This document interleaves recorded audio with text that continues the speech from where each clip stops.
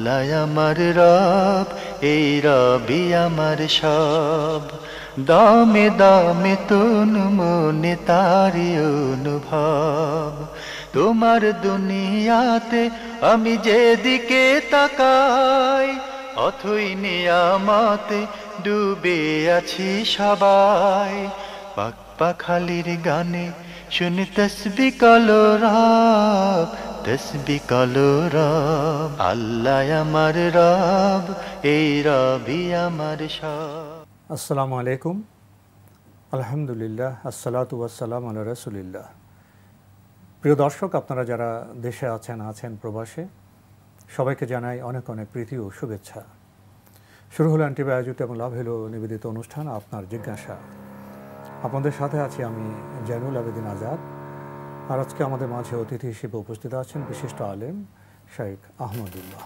আসসালামু আলাইকুম ওয়া রাহমাতুল্লাহি ওয়া বারাকাতুহু। প্রিয় দর্শক, চলুন তাহলে জিজ্ঞাসার জগতে। শুরুতে একটি ইমেইল, এটি পাঠিয়েছেন সৈয়দা কানিজ মারিয়াম নদী। লিখেছেন, আমার বিয়েতে যে কাজী ছিলেন উনি একজন মুয়াজ্জিন, কিন্তু উনি তাবিজ দেন। আবার বলেছেন আমাদের উপর কালো জাদু করেছে। আমাদের কে কে করেছে তাদের নামও বলেছেন। আরও বলেছেন যে তাদের বাসায় আমার মায়ের ওড়না আছে, এগুলো সে জিন পাঠিয়ে নিয়ে আসবে। আবার উনি বলেছেন ইসলামে এমন রাস্তা দেওয়া আছে যেটা দিয়ে এসব দেখা যায়, কে কী করেছে সব নাকি শোনাও যায়। তাবিজ দেওয়া তো হারাম। আমি এখন চিন্তিত, যেহেতু উনি আমাদের বিয়ের কাজী ছিলেন, সব উনিই বলেছেন। আবার আমার হাজব্যান্ডের নাম বলার সময় মিয়া যোগ করেছেন, যেটা আমার হাজব্যান্ডের নামে নেই। আমাদের এই বিয়ে কি ভ্যালিড, নাকি আবার বিয়ে পড়াতে হবে? বোন, আপনার প্রশ্নের উত্তর হলো যে ব্যক্তি যিনি আপনার বিয়ে পড়িয়েছেন বা কাজী হিসাবে ছিলেন, তার বিশ্বাসগত ত্রুটির কারণে বা কর্মগত ত্রুটির কারণে আপনার বিবাহে কোনো প্রভাব পড়বে না। বিবাহের ক্ষেত্রে বিশুদ্ধ হওয়ার জন্য মূল বিষয় যেটি আবশ্যক সেটি হলো, এক পক্ষ প্রস্তাব করবেন, অপর পক্ষ সেটাতে সম্মতি প্রকাশ করবেন দুজন সাক্ষীর সম্মুখে। এই বিষয়টি যদি পাওয়া যায় তাহলে সেক্ষেত্রে বিবাহ বিশুদ্ধ হয়ে যাবে। অভিভাবকের সম্মতি লাগবে। কিন্তু যিনি বিবাহ পড়াচ্ছেন, অর্থাৎ খুতবা দিলেন অথবা কাজী হিসাবে লেখালেখির কাজ করলেন, তিনি ব্যক্তি হিসাবে তার কোনো বিশ্বাসগত ত্রুটি থাকুক বা কর্মগত ত্রুটি থাকুক, তাতে বিবাহ শুদ্ধ অশুদ্ধ হওয়ার ক্ষেত্রে কোনো প্রকার প্রভাব পড়বে না। কারণ এই খুতবাটাই বিবাহের জন্য কোনো আবশ্যক কিছু না, খুতবা সুন্নাহ শুধুমাত্র। অতএব সুন্নাহ যদি পালন নাও করে কেউ, কোনো এবাদত সেটা পুনরায় করতে হবে বা এবাদত শুদ্ধ হয় না, ব্যাপারটি এরকম হয় না। যার কারণে এরকম কোনো ব্যক্তি বা অন্য কোনো ত্রুটিযুক্ত ব্যক্তিও যদি বিবাহ পড়ান, বিবাহে কোনো সমস্যা নেই। বিধায় বিবাহকে পুনরায় পড়ানোর কোনো প্রয়োজনীয়তা নেই। আজি মিয়া যোগ করেছেন, এটা একটা সমাজের একটা কালচার। দুটি বিষয় হতে পারে এখানে। একটা হলো যে বিয়ের সময় যে নাম তিনি পড়েছেন সেটা হয়তো ভুলে গেছেন। তিনি মনে করেন যে, যেটা আপনি কালচারের কথা বলছেন, যে অনেক সময় মিয়া বা সাহেব বা এই জাতীয় কিছু যুক্ত করে মানুষ বলে, নামের অংশ নয়। এমনকি যদি তিনি নামের অংশ মনে করেও বলেন, তো তিনি বিবাহের সময় যদি সঠিক বা বেঠিক বলেও থাকেন, তাতে কিছু আসে যায় না। আমরা তো বললামই যে উনি কি বলেছেন না বলেছেন এতে কিছু আসে যায় না। প্রস্তাবক ছেলে পক্ষ হোক মেয়ে পক্ষ হোক, আর অপর পক্ষ প্রস্তাব গ্রহণ করেছেন দুজন সাক্ষীর সম্মতিতে, কবুল থাকবে, সাক্ষী থাকবে, অভিভাবক থাকবে, মহানা ঠিক করতে হবে, ব্যাস বিবাহ বিশুদ্ধ হয়ে যাবে। এক্ষেত্রে কাজী উনি যদি ভুল কিছু বলেনও তাতে কিছু আসবে না, তার ভুল এটি। প্রিয় দর্শক, আমাদের হাতে আরও একটি ইমেল, এটি পাঠিয়েছেন সোহেল তানভীর নাটোর থেকে। লিখেছেন, আমার প্রশ্ন হলো, জামাতে যখন ইমাম ও মুক্তাদি সালাত শুরু করেন, তারপর ইমামের ভুল হলে মুক্তাদি লোকমা দিয়ে ঠিক করে দেন, কিন্তু সালাত শেষ করার পর যখন ইমাম ও মুক্তাদি বুঝতে পারেন সালাতে ভুল হয়েছে কিন্তু মুক্তাদি লোকমা দেননি, তখন দৌড়াতে হয়। আসলে এই দৌড়ানোটা কেমন? এক্ষেত্রে কি নতুন করে সালাত পড়তে হবে? এর সাথে আরেকটি কথা, এই জামাতেই কোনো ব্যক্তি যদি তৃতীয় রাকাতে জামাতে শরিক হন, সেও কি এদের সাথে পুনরায় সালাত আদায় করবেন, নাকি তারটা তিনি চালিয়ে যাবেন? উত্তর পেলে খুশি হব। দর্শকের প্রশ্নের উত্তর হলো যে, প্রথমত যদি সালাতের মধ্যে ভুলটি ধরা না পড়ে, সালাত শেষ করার পরে ভুল ইমাম এবং মুক্তাদি জানতে পারেন, তাহলে সেক্ষেত্রে তিনি বলেছেন দোহরাতে হবে। এই দোহরাতে হবে, দোহরানোটা আসলে উর্দু শব্দ বা হিন্দি শব্দ বলতে পারি আমরা, অর্থাৎ ওটাকে পুনরায় পাঠ। উনি লিখেছিলেন দৌড়াতে হবে, আসলে ওটা তো দৌড়াতে তো হবে না, না মানে পুনরায় পড়া, পুনরায় পড়া আর কি, যেটাকে আমরা বলি পুনরায় পড়তে হবে কিনা, এটা তিনি জানতে চেয়েছেন। তো এটার উত্তর হলো যে প্রথমত ইমাম যদি তার আপন অবস্থায় থাকেন এবং মুক্তাদিও স্বঅবস্থানে থাকবেন, আছেন কেবলামুখী অবস্থায়, এর মধ্যে তাদের মনে পড়েছে যে কোথাও ভুল হয়েছে, এমনকি কেউ বলেছে ইমাম সেটা শুনেছেন, তাহলে সঙ্গে সঙ্গে ওই অবস্থা তারা দাঁড়িয়ে, কথার কথা ভুলটা যদি হয় এমন যে 4 রাকাতের জায়গায় 3য় রাকাতে তিনি বৈঠক করে ফেলেছেন, তাহলে আরেকটি রাকাত তিনি আদায় করে সালাম ফিরাবেন। তাহলে এটা কিন্তু দোহরানো না, অর্থাৎ পুনরায় পাঠ করা না, বরং এটা হলো কারেকশন বলতে পারি আমরা, সংশোধনী। আর যদি সালাত আদায় করার পর সবাই হাঁটাহাঁটি শুরু করেছেন, সালাত ভঙ্গ হওয়ার যে কাজগুলো এগুলো পাওয়া গেছে, তাহলে সেক্ষেত্রে তারপরে যদি স্মরণ হয়, তাহলে সেক্ষেত্রে সালাত আবার পুনরায় তাদের আদায় করতে হবে। যদি ভুলটা এমন হয় যে ভুলটি ফরজ এর ভুল হয় অথবা ওয়াজিব তরকের ভুল হয়, আর যদি সুন্নাহ বা অন্য কোনো কিছুর ভুল হয়, তাহলে সেক্ষেত্রে সেটি সালাত পুনরায় পড়ার প্রয়োজন নেই। 3য় রাকাতে যিনি এসে ইমামকে পেয়েছেন বা 1-2 রাকাত পরে এসে ইমামের সাথে যুক্ত হয়েছেন, যদি সবাই কেবলামুখী থাকেন এবং ওই অবস্থায় ইমাম তার ভুলটা শুধু সংশোধন করেন, যেমন রাকাত সংখ্যা কম হলে বাড়িয়ে নেন, অর্থাৎ 3য় রাকাতে বসে থাকলে সালাতে 4র্থ রাকাতের হলে 4র্থ রাকাতে আদায় করেন, তাহলে এমত অবস্থায় যিনি পরে এসে যুক্ত হয়েছেন তিনিও একইভাবে ওই দলের সাথে যুক্ত হবেন, অর্থাৎ তাদের সাথে সালাম ফেরানো পর্যন্ত থাকবেন। বিষয়টি এমন না যে তিনি তার মতো করে আবার সংশোধনে নেবেন। ইমামের সাথে যতক্ষণ পর্যন্ত আসেন, ইমাম সালাম ফিরিয়ে যতক্ষণ পর্যন্ত শেষ না করবেন ততক্ষণ পর্যন্ত ইমামের অনুকরণ করতে হবে, বিধায় পরবর্তীতে যোগ হওয়া মানুষও তার অনুকরণ করবে। আর এটাকে আমরা দোহরানো বা পুনরায় আদায় করা বলবো না। পুনরায় আদায় তখনই হবে যদি সালাত আদায় করে সবাই বের হয়ে যায়, উঠা বসা করে, কথাবার্তা করে স্বাভাবিক ভঙ্গিতে চলে আসে, তারপরে তাদের স্মরণ হয় অথবা পর্যালোচনা করার পর তারা জানতে পারেন, তাহলে পুনরায় নতুন করে সালাত আদায় হবে এবং ওই ব্যক্তি যিনি পরিযুক্ত করেছেন তিনিও নতুন করে সালাত আদায় করতে হবে। আমরা জানলাম বিষয়টি সম্পর্কে। প্রিয় দর্শক, আপনি আরও 2টি বাক্য এখানে যুক্ত করেছেন, এটা আমার 2য় ইমেল। প্রথমটির উত্তর প্রদানের জন্য আপনাদের অসংখ্য ধন্যবাদ। আমরা আপনার ধন্যবাদ নিলাম, আপনি আবার প্রশ্ন করেছেন, সেজন্য আমরাও আপনাকে ধন্যবাদ জানালাম। প্রিয় দর্শক, আমাদের হাতে একটি চিঠি, এই চিঠিটি পাঠানো হয়েছে কামারখালী, ফরিদপুর থেকে। তার নাম প্রকাশে অনিচ্ছুক। লিখেছেন, আমার স্বামীর সাথে আমার রাগারাগি হয়, সে দুপুরে ঘরের মেঝেতে শুয়ে থাকে, আমি তার পাশে দাঁড়িয়ে একসময় বলি, তুমি মনে করবা যে আমি তোমার মা হই। ঠিক আছে, তুমি মনে করবা আমি তোমার মা হই। এরকম করে বেশ কয়েকবার আমি তাকে তার মা মনে করার কথা বলি। আমার এরকম বলার উদ্দেশ্য ছিল, সে যদি আমার সাথে সংসার করে ও শারীরিক মেলামেশা করে তবে যেন তার মার সাথে করে, আর আমার সাথে সংসার করলে যেন তালাক দিয়ে স্ত্রীর সাথে সংসার করে, কারণ স্ত্রীকে মায়ের সাথে তুলনা করলে স্ত্রী তালাক হয়ে যায়। আমি যখন তাকে ওই কথা বলি তখন সে চুপ ছিল না, বলছিল যে ঠিক আছে, এটা দুজনের কারো মনে নেই। আমি যখন আমাকে তার মা মনে করতে বলি তখন মনে করি আমি যেন এই কথা বলার কারণে তালাক হয়ে যায়। আজ থেকে এটি প্রায় 9-10 বছর আগের ঘটনা। এখন আমার প্রশ্ন, এই কথার কারণে কি আমি তালাক হয়ে গেছি? আর হয়ে যদি যাই তবে আমি তাকে তালাক দিলাম না সে আমাকে তালাক দিল? বুঝিয়ে বলবেন। প্রথমত, আপনি আপনার স্বামীকে যে বলেছেন যে মনে করো আমি তোমার জন্য তোমার মায়ের মতো, এই কাজটি একটি ভুল হয়েছে, একটি অন্যায় হয়েছে, একটি গুনাহ হয়েছে। কারণ যেটি আপনার জন্য আল্লাহ তাআলা হালাল করেছেন সেটিকে আপনি হারাম করার অধিকার রাখেন না। আল্লাহ রাব্বুল আলামিন কোরআনে কারিমে বলেছেন, লিমা তুহাররিমু মা আহাল্লাল্লাহু লাক, যা আল্লাহ তোমার জন্য হালাল করেছেন সেটাকে তুমি কেন হারাম করছো? যেহেতু আপনি আপনার স্বামীকে এই কথা বলার মাধ্যমে তাকে আপনার জন্য হারাম করে দিতে চাইছেন, এটি আপনার জন্য জায়েজ নয়, আর এটি আপনার জন্য করণীয় বিষয়ও ছিল না। এই জন্য আপনাকে প্রথমত ইস্তেগফার করতে হবে, আল্লাহর কাছে ক্ষমা চাইতে হবে, ভবিষ্যতের জন্য এরকম ত্রুটি বা ভুল না হয়। দ্বিতীয়ত, আপনি এটাকে জেহার বলা হয় ইসলাম শরিয়ার পরিভাষায়, আপনি নিজে থেকে জেহার করেছেন বিধায় আপনার জন্য একটা কাফারা আসবে। কাফারাটা হলো শপথের কাফারা। শপথের কাফারা হলো দাস মুক্তি, সেটি না হলে 10 দিনের সিয়াম অথবা 3 দিনের সিয়াম অথবা 10 জন মিসকিনকে খাদ্য বা বস্ত্র দান করা। ওটা খাদ্যকে একবেলা দিলে হবে? জি, মানে একজন মিসকিনকে পেট 10 জন মিসকিনকে পেট পুরে খাওয়ালেই ইনশাআল্লাহ দায় একবেলা খাওয়াতে হবে। আর দ্বিতীয়ত হলো, তাহলে দুটি বিষয় হলো, আপনার ইস্তেগফার করতে হবে, ইস্তেগফার, এবং আপনাকে কাফারা আদায় করতে হবে, শপথের কাফারা। আর আপনার স্বামী যে আপনার সেই কথায় সায় দিয়েছেন, এর ফলে আপনাদের জেহার হয়েছে, এটাকে জেহার বলা হয়েছে। আপনি প্রশ্নে উল্লেখ করেছেন কেউ নিজের স্ত্রীকে মায়ের মতন মনে করলে তালাক হয়ে যায়। না সম্মানিত দর্শক, এখানে ছোট্ট একটু সংশোধনী আপনাকে নিতে হবে। মায়ের সাথে তুলনা করলে তালাক হয়ে যায় না, এটাকে ইসলামী শরিয়ার পরিভাষায় জেহার বলা হয়। অর্থাৎ কাফারা আদায় করাটা আবশ্যক হয়ে যায়, অন্যথায় এটি তাদের জন্য আর স্বাভাবিকভাবে জীবনযাপন করা কাফারা আদায় ছাড়া সেটি তাদের জন্য জায়েজ নয়। কাফারাটা হলো এক্ষেত্রে 60টি রোজা রাখা, অর্থাৎ আমরা 60টি রোজা যদি লাগাতারে রাখতে পারেন আপনার স্বামী, এটা আপনার স্বামীর করণীয়, যেহেতু তিনি সায় দিয়েছেন।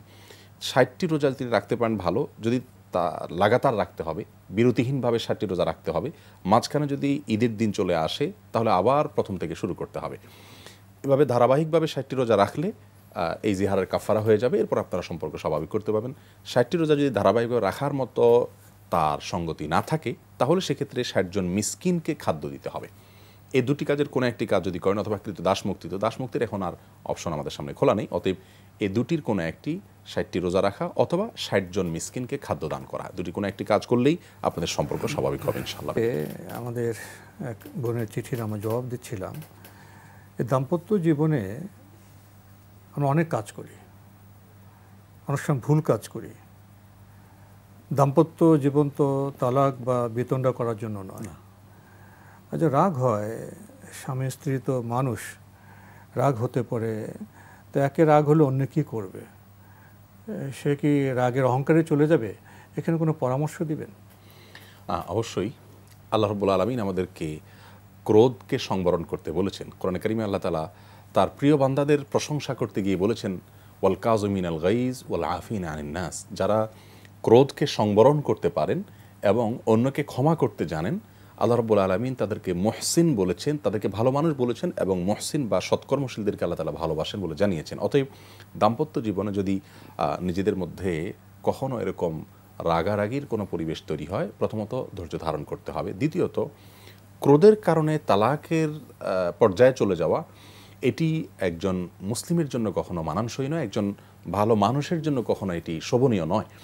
কারণ তালাকের মানে হলো বিচ্ছেদ, চিরতরে বিচ্ছেদের জন্য তালাকের উদ্যোগ নেয়া। রাগারাগি হলে বা সামান্য ভুল বোঝাবুঝি হলে যদি আমরা চিরতরে বিচ্ছেদের কথা বলতে যাই, সেটা স্বামী বলুক অথবা স্ত্রী বলুক, এটার কোনোটাই প্রশংসনীয় নয়। এই জন্য রাসূল আকরাম সাল্লাল্লাহু আলাইহি ওয়াসাল্লাম বলেছেন, কোনো স্ত্রী যদি তার স্বামীর কাছে তালাক চায়, রাগারাগি হলো যে আমাকে তালাক দিয়ে দাও, যেমনটি বোন কিছুটা করেছেন, নবী সাল্লাল্লাহু আলাইহি ওয়াসাল্লাম কিন্তু সেই নারী সম্পর্কে বলেছেন সে জান্নাতে যেতে পারবে না, জান্নাতের ঘ্রাণও পাবে না। এবং কোনো কোনো বর্ণায় এসছে যে এরকম কোনো দৃশ্য তৈরি হয় যেগুলোতে ফেরেশতারা তার জন্য বদদোয়া করতে থাকেন। অতএব বোঝা গেল যে কথায় কথায় তালাকের কথা বলা, সেটা স্বামী বলুক অথবা স্ত্রী বলুক, এটা ইসলামের শরীয়ত দৃষ্টিকোণ থেকে খুবই গর্হিত কাজ। আমাদের প্রিয় নবী সাল্লাল্লাহু আলাইহি ওয়াসাল্লামের সাথেও কিন্তু তার সহধর্মিণীদের এরকম মান অভিমানের ঘটনা কিন্তু ঘটেছে, কিন্তু তার কারণে তালাকের কথা বলা, এটা আমার মনে হয় একজন ইমানদারের জন্য শোভনীয় নয়। আর কি বলছি সেটা আমার মনে হয় বুঝে বলা উচিত। বিশেষ করে এ ধরনের মুহূর্তে যদি আমরা ভুলবশত তালাক দিয়ে ফেলি, সেক্ষেত্রে কিন্তু তালাক হয়ে যাবে। অতএব এটা বলার আগে আমাকে অনেক ভাবতে হবে এবং চিন্তা করতে হবে, আর না হলে আমাকে পস্তাতে হবে, আর কিছুই করার থাকবে না।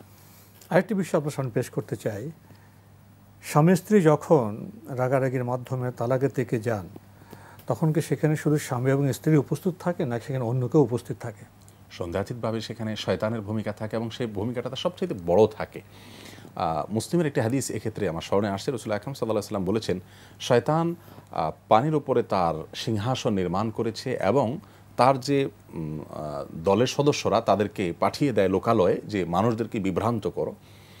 তো দিন শেষে কোনো কোনো শয়তানের সদস্য এসে তাদের দলনেতাকে বলে যে আমি অমুককে দিয়ে চুরি করিয়েছি। তখন শয়তান কিছুটা সম্মতি প্রকাশ করলেও চূড়ান্ত সম্মতি তার সামনে প্রকাশ করেন না। আরেকজন এসে বলেন আমি কাউকে খুন করিয়েছি, আরেকজন এসে বলে আমি কলহ বাদিয়েছি, এক একজন এক একটা বলেন।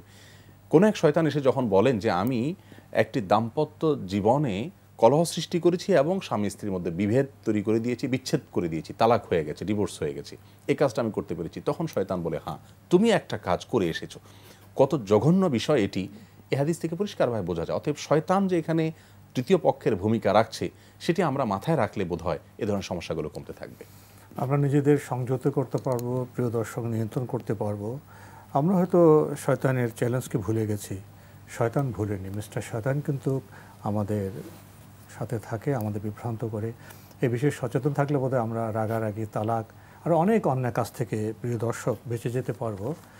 আপনি আরও লিখেছেন, কোনো স্ত্রী যদি তার স্বামীকে তালাক দেয় তবে কি ওই স্ত্রী ওই স্বামীর সংসার আর করতে পারবে না?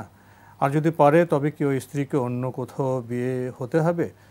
তারপর ওই স্বামী তালাক দিলে তারপর আগের স্বামীকে বিয়ে করতে পারবে?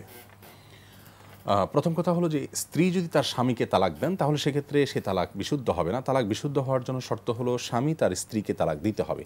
আর স্ত্রী নিজের প্রতি নিজে তালাক গ্রহণ করতে পারেন, যেটাকে অর্পিত তালাক বলা হয়। আমাদের কাবিননামার 18 নং কলাম যদি পূরণ করা হয়ে থাকে, এবং পূরণ করা হয়ে থাকে নর্মালি, এবং সেখানে যদি স্বামী স্বাক্ষর করে থাকেন, স্ত্রী স্বাক্ষর করে থাকেন, বিবাহ আগদ হওয়ার পরে যদি এই কাজটি হয়ে থাকে, তাহলে সেখানে বিশেষ কিছু শর্ত সাপেক্ষে স্ত্রীকে নিজের প্রতি নিজে তালাক গ্রহণ করবার এখতিয়ার দেওয়া হয়, যেটাকে ইসলামী শরিয়ার পরিভাষায় তালাকের তফবিজ বা অর্পিত তালাক বলা হয়। এটা ভ্যারি করবে যে তালাকের ধরনটা কী ছিল। আল্লাহ রাব্বুল আলামিন কোরআনে কারিমে বলেছেন, আত-তালাকু মাররাতানে, তালাক দুই বারে হবে, অর্থাৎ একসঙ্গে মানুষ তালাক দিবে না। তালাক যদি এমন হয় যে এর আগে একবার তালাক হয়েছে, দ্বিতীয়বারও হয়েছে, এটা তৃতীয়বারের তালাক, এরকম যদি হয়ে থাকে, তাহলে সেক্ষেত্রে আর সে স্বামী স্ত্রী নতুন করে তারা আর বসবাস করবার কোনো সুযোগ নেই, এমনকি দ্বিতীয়বার তারা বিবাহ করার সুযোগ নেই। যদি তার অন্যত্র বিয়ে হয়, তার স্বামীর মৃত্যু হয় বা সেখানে ছাড়াছাড়ি হয়, তারপরে আবার পুনরায় তিনি চাইলে আসতে পারেন, শুধুমাত্র একটি অপশন খোলা আছে। আর যদি তালাকটি প্রথম অথবা দ্বিতীয় তালাক হয়ে থাকে, তাহলে আলহামদুলিল্লাহ নির্দিষ্ট সময়ের মধ্যে প্রত্যাহার করার, মৌখিক প্রত্যাহার করার সুযোগ রয়েছে। আর যদি প্রত্যাহার না করেন, বরং মেয়াদ বা ইদ্যত শেষ হয়ে যায়, তাহলে পুনরায় তারা বিবাহ বন্ধনে আবদ্ধ হয়েই আবার সংসার করতে পারবেন। তো শর্ত হলো এটি প্রথম বা দ্বিতীয় তালাক হতে হবে। তৃতীয় তালাক যদি হয়ে যায়, তাহলে যেই কথা বলেছি আমরা সেটি, অর্থাৎ পুনরায় আর থাকার কোনো সুযোগ থাকছে না। স্ত্রী যদি নিজের প্রতি তালাক আরোপ করতে চান, সেক্ষেত্রে কি কোর্টে যেতে হবে? কোর্টের বিচারকের অনুমোদন লাগবে? না, কোর্টে যেতে হবে না। ইসলাম শরিয়ার দৃষ্টিকোণ থেকে কোর্টে যেতে হবে না।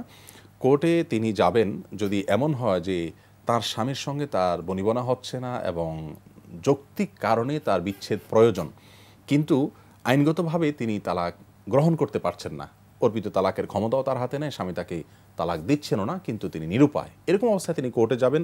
কোর্ট যদি বিবেচনা করে দেখেন যে না, তাদেরকে বিচ্ছেদ না করে দিলে অশান্তি হবে, আল্লাহর বিধান লঙ্ঘন হবে এবং নারীর অধিকার এখানে নষ্ট হবে, তখন তিনি কোর্ট সেখানে বিচ্ছেদের উদ্যোগ নিতে পারেন। কিন্তু অর্পিত তালাক নিজের প্রতি নিজে গ্রহণ করবার জন্য শর্ত হলো দুটি। প্রথম হলো যেই শর্তের ভিত্তিতে অর্পিত তালাকের ক্ষমতা দেওয়া হয়েছে সেই শর্তগুলো উপস্থিত থাকতে হবে।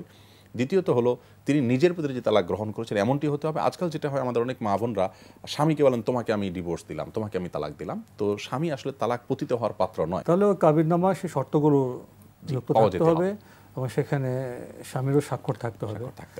অনেকগুলো বিষয় আমরা জানলাম এই প্রশ্নের আলোকে, প্রিয় দর্শক। তবে তালাক কখনই কাঙ্ক্ষিত বিষয় নয়। সুন্দর করে আমরা বিয়ে করি, দাম্পত্য জীবন শুরু করি, সেখানে তালাক কেন আসে? আমাদের ত্রুটির কারণে। আসুন আমরা ত্রুটি মুক্ত হই, প্রিয় দর্শক। আমাদের হাতে একটি ইমেল, এটি পাঠিয়েছেন আশাদুল মরিয়ম। লিখেছেন, আমি একজন প্রবাসী, আপনাদের অনুষ্ঠান থেকে অনেক কিছু শিখতে ও জানতে পারছি। আমার প্রশ্ন, সকাল সন্ধ্যার জিকির যেমন সুবহানাল্লাহি ওয়া বিহামদি সুবহানাল্লাহিল আযীম লা হাওলা কুওয়াতা ইল্লা বিল্লাহ লা ইলাহা ইল্লাল্লাহু ওয়াহদাহু লা শারীকা লাহু লাহুল মুলকু ওয়া লাহুল হামদু আলা কুল্লি শাইইন কাদির 100 বার করে পড়তে হয়? ভুলে বেশি পড়লে অসুবিধা আছে? প্রিয় দর্শক, যে দোয়াগুলো আমাদেরকে কোরআন এবং হাদিসে নির্দিষ্ট সংখ্যায় পাঠ করার জন্য বলা হয়েছে, সেখানে এই সংখ্যাটি আমাদেরকে মাথায় রেখেই পাঠ করা উচিত। কারণ কোনো সংখ্যা উল্লেখ করার মানে হইলে ওই সংখ্যার বিশেষ কোনো ফজিলত এবং মর্যাদা রয়েছে, গুরুত্ব রয়েছে, ওই সংখ্যার তত্ত্বটাকে গুরুত্ব দিতে হবে। অতএব যে দোয়াটি 3 বার পাঠ করতে বলা হয়েছে সেটা 3 বারই আমরা বলবো। যে দোয়াটি 10 বার বলতে বলা হয়েছে সেটি আমরা 10 বার বলবো। যেটি 100 বার বলতে সেটি 100 বার বলবো। এটিকে আমরা যদি ইচ্ছাকৃতভাবে এই সংখ্যাটাকে খেয়ালে না রাখি, বরং আমি অনেক বেশি পড়লাম, তার ভিতরে তো 10 আছেই, 3 আছেই, এরকম মনে করি, তাহলে রাসূল করিম সাল্লাল্লাহু আলাইহি সাল্লাম যে সংখ্যা দিলেন, তাহলে সেই সংখ্যাটাকে কোনো আমরা গুরুত্ব দিলাম না, বিষয়টি এরকম হয়ে যায়। এটা করা অনুচিত। অনেক ভাই বোন এমনটি করেন। আর যদি এমন হয় যে আমার মাঝে মধ্যে এমন হয়ে যায় যে আমি ভুলে গেছি, তাহলে সেক্ষেত্রে আমি নিশ্চিত হওয়ার জন্য আরও 2-4 বার পড়ে সন্দেহের ঊর্ধ্বে উঠে গেলাম, সেটি অবশ্যই জায়েজ রয়েছে, কোনো অসুবিধা নেই। অর্থাৎ ভুলে এরকম হলে সেটা দোষণীয় নয়, কিন্তু ইচ্ছাকৃতভাবে এই সংখ্যাটাকে কোনো পাত্তা না দিয়ে আমার খেয়াল খুশি মতো 3 বার পড়তে বলা হচ্ছে, আমি 10 বার পড়লাম, তো এমনটি করা উচিত না, বরং 3 বারই পাঠ করা উচিত। 3 বার পাঠ করে আমল শেষ করে আপনি একই দোয়া ভালো লাগলে আপনি আরও যত খুশি পড়তে পারেন, সমস্যা নেই, কিন্তু ইচ্ছাকৃতভাবে ওই সংখ্যাটাকে গুরুত্ব না দিয়ে যে কোনো সংখ্যায় পাঠ করা উচিত নয়। ভুলে হতে পারে, সেটা কোনো অসুবিধা নেই ইনশাআল্লাহ। তো আজকে আমাদের এখানে শেষ করতে হচ্ছে। আপনাকে অনেক ধন্যবাদ। আপনাকে অনেক অনেক ধন্যবাদ। প্রিয় দর্শক, আমরা দেখছিলাম এনটিভি আয়োজিত এবং লাভ হলো নিবেদিত অনুষ্ঠান আপনার জিজ্ঞাসা। আমাদের অনুষ্ঠান আপনারা এনটিভি অনলাইনেও দেখতে পারবেন, ভিজিট করুন www.ntvbd.com। এছাড়া ইউটিউবে এবং আমাদের ভেরিফাইড ফেসবুক পেজে অনুষ্ঠান দেখতে পারবেন। কত রকম প্রশ্ন শহর থেকে, গ্রাম থেকে, জীবনের বিচিত্র সম্পর্ক সূত্রে প্রশ্ন আসে। আল্লাহর সাথেও তো আমাদের সম্পর্ক গভীর করতে হবে, ফলে জিকির আজকারের প্রশ্ন আসে, সংখ্যার প্রশ্ন আসে। আমরা জানলাম যে সংখ্যা নির্দিষ্ট করা হয়েছে, সেই সংখ্যাকে গুরুত্ব দিয়ে আমাদের নির্দিষ্টভাবে পড়তে হবে। তবে মানবিক দুর্বলতার কারণে যদি অনিচ্ছাকৃত কোনো ত্রুটি হয়ে যায়, তা নিয়ে আমাদের খুব বেশি বোধহয় ভাবার প্রয়োজন নেই। এ বিষয়ে আমরা আজকে জানলাম। প্রিয় দর্শক, চিঠি লিখুন, প্রশ্ন পাঠান আমাদের ঠিকানায়। পরিচালক আপনার জিজ্ঞাসা, এনটিভি, বিএসসিসি ভবন, 7ম তলা, 102 কাজী নজরুল ইসলাম অ্যাভিনিউ, কারওয়ান বাজার, ঢাকা 1215। ইমেল অ্যাড্রেস আপনার জিজ্ঞাসা @ntvbd.com। মহান আল্লাহ আমাদের সবাইকে নিরাপদে রাখুন, রাখুন শান্তিতে। আসসালামু আলাইকুম। আল্লাহ আমার রব, এই রবি আমার সব, দামে দামে তুন মনে তারি অনুভব। আল্লাহ আমার রব, এই রবি আমার সব।